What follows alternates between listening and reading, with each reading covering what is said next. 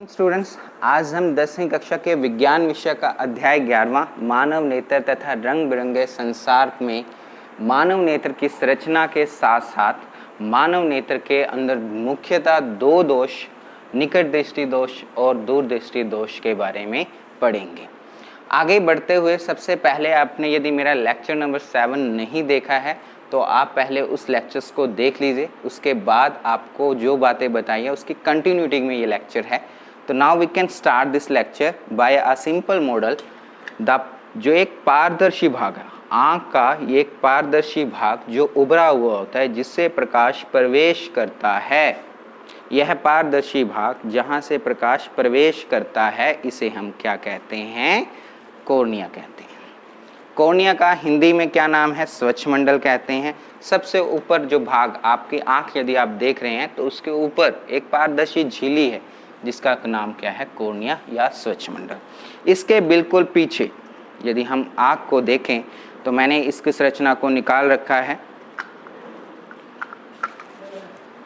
रख दो, नहीं है, आँख की संरचना को निकाल रखा है। एक बॉल की तरह है।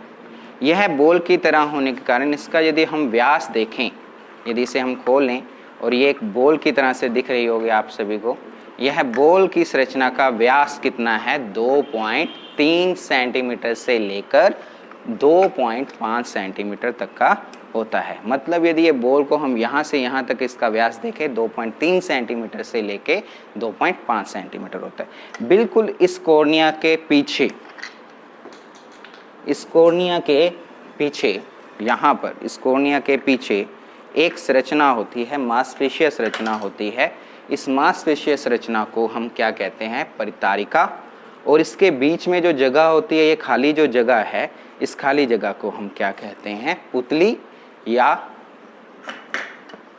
प्यूपिल। इस बीच के स्पेस का क्या नाम है? प्यूपिल है। सभी को समझ आ गया होगा इतना मेरे ख्याल से लेक्चर्स।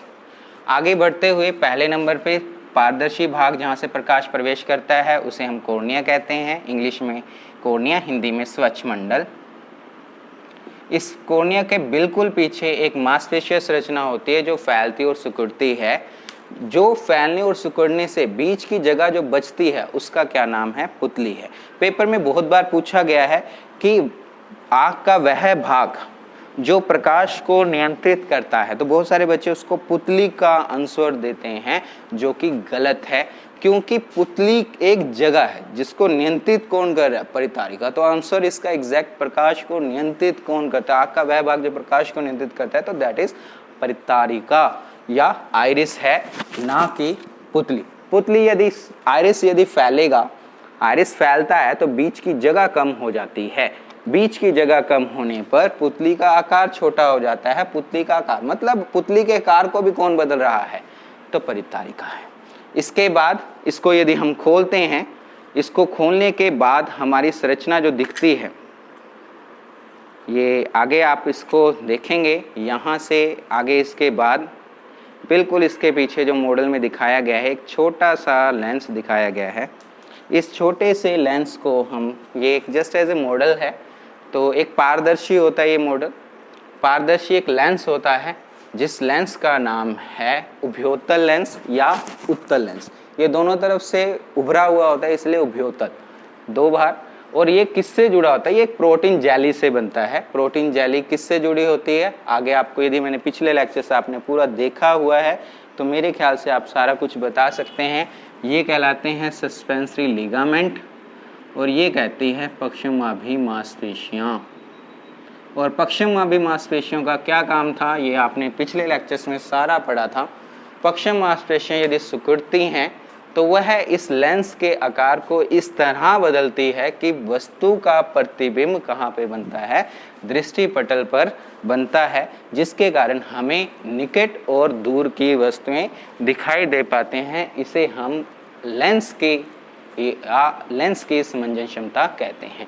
पर पेपर में बहुत बार ये क्वेश्चन पूछा गया है कि लेंस की फोकस दूरी बदलने के लिए कौन सी अंग होता है या कौन सा भाग होता है? तो पश्चिमाभि मांसपेशियाँ एक ऐसा भाग है आँख का जो लेंस की फोकस दूरी बदल देती है। इंपॉर्टेंट बात क्या है, निकट और दूर की वस्तुओं को कैसे बदलती है, तो मैंने एक डायग्राम्स के रूप में आपको दिखाया हुआ है। जब आप निकट की वस्तुओं को देखेंगे, पश्चिमाभि मांसपेशियां इस तरह सिकुड़ जाती हैं। सिकुड़ने के कारण जो सस्पेंसरी लिगामेंट हैं वो नीचे की तरफ आ जाता है, जिसके कारण आकार छोटा हो जाता है, और आकार छोटे होने के कारण उसके लेंस की फोकस दूरी कम हो जाती है, पावर भी बढ़ जाती है। वो दूर से, जो पहले क्या था, जितना आप नज़दीक लेके जाओगे प्रतिबिंब दूर बनेगा, जितना नज़दीक लेके आओगे उतना दूर बनेगा, तो वो प्रतिबिंब रेटिना या दृष्टिपटल पर नहीं बन पाता। तो हमारी इस तरह से पश्चिमाभि पेशियाँ एडजस्ट होती हैं, अपने आप को बदलती हैं कि उसका डायग्राम या प्रतिबिंब कहाँ पे बनता है, दृष्टिपटल पे बनता है। इसी तरह दूर की वस्तु को यदि हम देखेंगे तो वह पश्चिमाभि मांसपेशियाँ फैलती हैं, और वो इस तरह फैलने से सस्पेंसरी लिगामेंट्स पे तनाव पड़ता है, और उसके कारण लेंस का आकार बड़ा हो जाता है, फोकस दूरी बढ़ जाती है और पावर कम हो जाती है। क्योंकि यदि दूर से आएंगी, अब मैं आपको ये स्पेशल समझाना चाहूँगा, दूर से किरणें हमेशा, ये जिसको इतना याद है ना कि दूर से किरणें क्या आएंगी, सूर्य से किरणें कैसे आती हैं, समांतर आती हैं। दूर से आ रही हैं तो ये मोस्टली क्या होना चाहिए था, यदि ये जब ये कार्य नहीं कर रही तो ये सारी किरणें कहाँ पे मिलनी चाहिए थी, दृष्टिपटल से पहले, क्योंकि दूर से आ रही हैं तो नज़दीक मिलेंगी। 2f से 2f का रूल याद रखें, 2f पे रखने पर 2f पे बनती थी, पर यदि जितना दूर होता जा रहा है उतना आपका प्रतिबिंब दृष्टिपटल से इस तरफ होता जा रहा है। और यदि अब इसमें रोल क्या प्ले कर रहा है, पश्चिमाभि मांसपेशियाँ। पश्चिमाभि मांसपेशियाँ ने क्या किया कि जब दूर की वस्तु थी तो वो फैल गई, फैलने के कारण जो सस्पेंसरी लिगामेंट के ऊपर तनाव पड़ा, तनाव पड़ने के कारण ये लेंस फैल गया, क्योंकि ये जेली की तरह लेंस होता है, पारदर्शी जेली की तरह प्रोटीन से बना होता है, और ये जेली के कारण तनाव पड़ता है, और तनाव बढ़ने के कारण लेंस का आकार बड़ा हो जाता है और फोकस दूरी भी बढ़ जाती है। फोकस दूरी बढ़ने से इसकी पावर कम हो जाती है। पावर कम होने का मतलब क्या है कि वो किरणों को जल्दी से इकट्ठा नहीं करेगा, ये किरणें जल्दी से इकट्ठा नहीं होंगी और वह दूर जाकर मिलेंगी, और दूर जाके जब मिलती हैं तो हमें प्रतिबिंब कहाँ पे प्राप्त होता है, दृष्टिपटल पर। बहुत इंपॉर्टेंट है, वह भाग, आँख का वह भाग जहाँ पे प्रतिबिंब बनता है उसे हम क्या कहते हैं, दृष्टिपटल कहते हैं। ये तो उस व्यक्ति के अंदर है या उस मानव के अंदर है जिसमें पश्चिमाभि मांसपेशियां काम करती हैं। वह पश्चिमाभि मांसपेशियां यदि सही रूप से कार्य कर रही हैं तो वह लेंस की फोकस दूरी को इस तरह बदलता है कि निकट और दूर की वस्तु दोनों ही दृष्टिपटल पर बन पाते हैं, जिसे हम क्या बोलते हैं, बहुत इंपॉर्टेंट वर्ड है, बहुत important word, that's is called lens की या नेत्र लेंस की समंजन क्षमता। लेंस की समंजन क्षमता या आंख की समंजन क्षमता, क्योंकि अब पेपर में जो क्वेश्चन पूछे गए वो दो ही पूछे जाते हैं कि आंख की लेंस की जो समंजन क्षमता को बदलने के लिए या समंजन क्षमता को बनाए रखने के लिए कौन सा भाग जिम्मेवार है, तो आंसर सभी को याद होना चाहिए, पश्चिमाभि मांसपेशियां। और पश्चिम लेंस की फोकस दूरी कौन बदलता है, तो पश्चिमाभि मांसपेशियां। समंजन क्षमता क्या होती है कि लेंस अपनी फोकस दूरी इस तरह बदलता है कि वह निकट और दूर की वस्तुओं को साफ देख पाए, अर्थात उसका प्रतिबिंब दृष्टिपटल पर बन पाए, इसी को हम लेंस की समंजन क्षमता कहते हैं। परंतु जैसे जैसे उम्र बढ़ती जाती है, उम्र बढ़ने पर क्या होता है, उम्र बढ़ने पर ये मांसपेशियां, जो पश्चिमाभि मांसपेशियां, यह सही ढंग से कार्य नहीं करती। इससे पहले मैं आपको दृष्टिपटल के बारे में बता दूं, मेरा जो आपने यदि मॉडल्स को देख लिया है तो थोड़ी थोड़ी बातें आपको समझ आ गई होंगी। सबसे पहला वाला भाग कॉर्निया, उसके पीछे आइरिस, बीच में जगह पुतली, पुतली के बाद जो है लेंस, छोटा सा लेंस होगा, इसको पकड़ने के लिए सस्पेंसरी लिगामेंट, सस्पेंसरी लिगामेंट्स किससे जुड़े होंगे, पश्चिमाभि मांसपेशियों से। पश्चिमाभि मांसपेशियां इसकी फोकस दूरी बदल रही है, और अंतिम भाग जहां पे प्रतिबिंब बनता है उस भाग का क्या नाम है, दृष्टिपटल। दृष्टिपटल को इंग्लिश में रेटिना कहते हैं। दृष्टिपटल वह भाग है जहां पर किसी भी वस्तु का प्रतिबिंब बनता है। पिछले लेक्चर्स में यदि आपको बताया भी हुआ है कि निकट से यदि किरणें आएंगी तो वह तिरछी आएंगी, दूर से किरणें आएंगी, जैसे सूर्य से किरणें आते हैं तो वो समांतर आती हैं। यदि आपको इतना याद है तो आगे के जो टॉपिक है वो बहुत ईजी हो जाएंगे आपके लिए। दृष्टिपटल क्या होता है? दृष्टिपटल पे कुछ वह भाग है जहाँ पे प्रतिबिंब बनता है।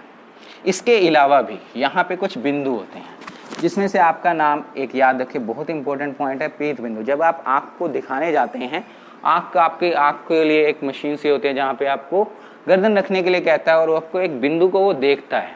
उस बिंदु का नाम that is called yellow point. एक ऐसा बिंदु दृष्टिपटल पर, एक ऐसा बिंदु जहाँ पर बहुत ज़्यादा संवेदना होती है आँखों में, कोई भी किरण पड़ते ही संवेदना उत्पन्न हो जाती है और प्रतिबिंब तुरंत बन जाता है, वह बिंदु क्या कहलाता है? येलो पॉइंट कहलाता है। एक ऐसा और बिंदु होता है जहाँ पे कोई संवेदना ही नहीं उत्पन्न होती, जितनी मर्जी प्रकाश की किरणें पड़े, तो उस बिंदु, यह बिंदु दृष्टि तंत्रिकाओं के बिल्कुल नज़दीक होता है। चाहे जितना मर्जी प्रकाश पड़ जाए, यहाँ पे कोई भी संवेदना उत्पन्न नहीं होती, अर्थात यहाँ पे कोई भी प्रतिबिंब नहीं बनेगा। इस बिंदु का क्या नाम है? अंध बिंदु।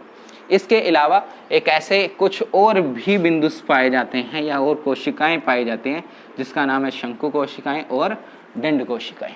शंकु कोशिकाएं को इंग्लिश में शंकु को कौन कहते हैं? आप कौन से सी याद रखें, सी से कलर याद रख सकते हैं। तो जो शंकु कोशिकाएं हैं वो रंग के प्रति संवेदना उत्पन्न करती हैं, और जो दंड कोशिकाएं हैं वो प्रकाश सुग्राही या प्रकाश के प्रति संवेदना उत्पन्न करती है। जिनमें ये दंड कोशिकाएं ज़्यादा होती हैं वो कम प्रकाश में भी देख पाते हैं। आगे पढ़ते हैं दृष्टि तंत्रिकाएं। दृष्टि तंत्रिकाएं आँख का सबसे लास्ट भाग है, जो किससे जुड़ा होता है? मस्तिष्क से जुड़ा होता है। मस्तिष्क के साथ ये तंत्रिकाएं उसको संदेश लेके जाती हैं।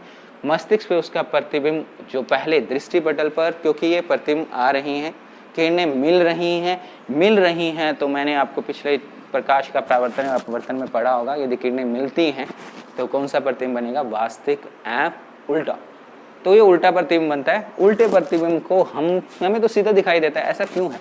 तो ऐसा इसलिए दिखाई देता है कि जैसे ये तंत्रिकाएं अपना मैसेज जो है, सिग्नल है या संदेश है, वो किसके पास जाता है? संवेदी तंत्रिकाएं, और एक होते हैं प्रेरक तंत्रिकाएं।